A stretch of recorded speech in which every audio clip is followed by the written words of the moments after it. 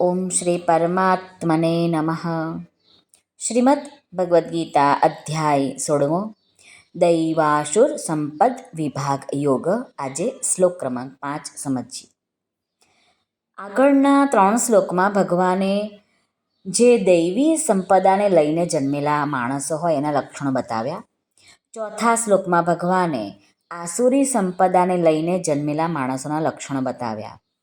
હવે ભગવાન દૈવી અને આસુરી બંને પ્રકારની સંપત્તિઓનું ફળ બતાવે છે.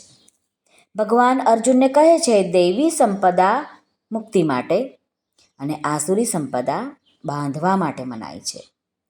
તું દૈવી સંપદાને લઈને જન્મ્યો છે, માટે હે પાંડવ તું શોક ન કર. શ્રી ભગવાનુવાચ દૈવી સંપદ વિમોક્ષાય નિબંધાયાસુરીમતા મા શુચ સંપદં દૈવીમ અભિજાતોસી પાંડવ. દૈવી સંપદ વિમોક્ષાય. સ્વામી રામ સુખદાસજી મહારાજ કહે છે કે જે સાધકમાં એવો સ્પષ્ટ વિચાર થઈ જાય છે કે મારે ભગવાનની તરફ જ ચાલવું છે, પછી એને સંસારની તરફ એને એટલું ધ્યાન નથી જતું, વિમુખતા આવી જાય છે અને એના લીધે જ આસુરી સંપત્તિના જેટલા પણ દુર્ગુણો છે, દુરાચારો છે, બધા ઓછા થવા લાગે છે અને દૈવી સંપત્તિના જેટલા સદ્ગુણ સદાચારો છે એ આપોઆપ પ્રગટ થવા લાગે છે. આનાથી સાધકની ભગવાનમાં અને ભગવાનના નામ, રૂપ, લીલા, ગુણ, ચરિત્ર આ બધામાં રુચિ થઈ જાય છે. દૈવી સંપત્તિ પોતાના માટે જ નથી, પરંતુ આ સમગ્ર પ્રાણી માત્રના કલ્યાણ માટે છે. જેવી રીતે ગૃહસ્થમાં નાના મોટા વૃદ્ધ વગેરે અનેક સદસ્ય હોય છે, પરંતુ બધાનું પાલન પોષણ કરવાને માટે એટલે કે ભરણ પોષણ કરવા માટે ઘરનો જે વડો હોય છે તે પોતે પ્રયત્ન કરે છે. એવી જ રીતે સંસારના તમામ જીવોનો ઉદ્ધાર કરવાના માટે ભગવાને મનુષ્યનું સર્જન કર્યું છે. મનુષ્ય ભગવાનની સન્મુખ જઈને ભગવાનની સેવા કરીને ભગવાનને પણ પોતાના વશમાં કરી શકે છે એવો અદ્ભુત અધિકાર મનુષ્યોને આપ્યો છે. આથી એ મનુષ્ય એ અધિકાર અનુસાર યજ્ઞ, દાન, તપ, તીર્થ, વ્રત, જપ, ધ્યાન, સ્વાધ્યાય, સત્સંગ વગેરે જેટલા સાધના માટેના માધ્યમ છે તે દ્વારા અનુષ્ઠાન કરીને અનંત બ્રહ્માંડોના અનંત જીવોના કલ્યાણને માટે જે કરે છે, અનંત જીવોના કલ્યાણ માટે દ્રઢ સંકલ્પ લઈને પ્રાર્થના કરે છે કે હે નાથ, બધા જ જીવોનું કલ્યાણ થાઓ, બધા જ જીવો જીવનમુક્ત થઈ જાય, બધા જીવો આપના અનન્ય પ્રેમી ભક્તો બની જાય. પરંતુ હે નાથ, આ થશે કેવળ આપની કૃપાથી જ. હું તો કેવળ પ્રાર્થના કરી શકું છું અને તે પણ આપની આપેલી બુદ્ધિ દ્વારા જ, સદબુદ્ધિ દ્વારા જ. બાકી મારામાં એવી કોઈ સામર્થ્ય નથી કે હું આવી પ્રાર્થના પણ કરી શકું છું. આ વિડીયોના અંતમાં જે મારાથી બોલાય છે કે સર્વનું કલ્યાણ થાઓ, તે પણ એમની કૃપાથી જ થાય છે. બાકી મારામાં એવું કોઈ જ્ઞાન નથી, કોઈ સામર્થ્ય નથી. બધું ભગવાન આપણી પાસે કરાવે છે, એ જ આપણે કરીએ છીએ. નિબંધાયા સુરીમતા. જે જન્મ મરણમાં કારણ છે તે બધી આસુરી સંપત્તિ છે. જ્યાં સુધી મનુષ્યની અહંતા ઓગળી નથી ત્યાં સુધી નિરર્થક ન જનારા શ્રેષ્ઠ ગુણોને ધારણ કરવા છતાં તેની મુક્તિ નહીં થાય.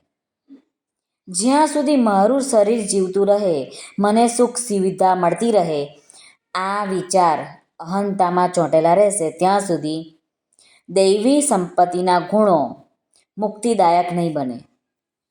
મહારાજ કહે છે કે એક વાત તો ખરી છે કે તે ગુણો તેને શુભ ફળ આપનાર થઈ જશે, ઊંચા લોકની પ્રાપ્તિ કરાવનારા બનશે, પરંતુ મુક્તિ તો નહીં જ આપે.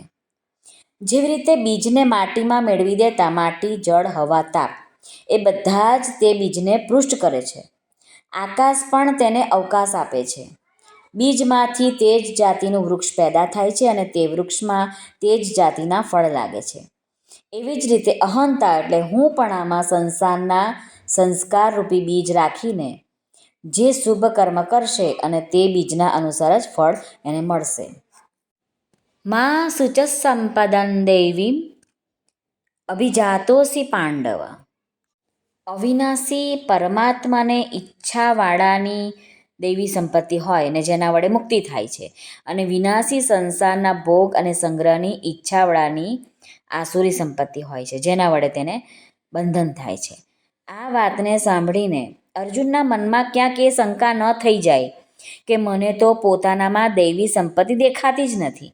એટલા માટે ભગવાન ખુલાસો કરે છે કે હે ભાઈ અર્જુન, તું દૈવી સંપત્તિને પ્રાપ્ત થયેલો છું, આથી તું શોક ન કર, સંદેહ ન કર.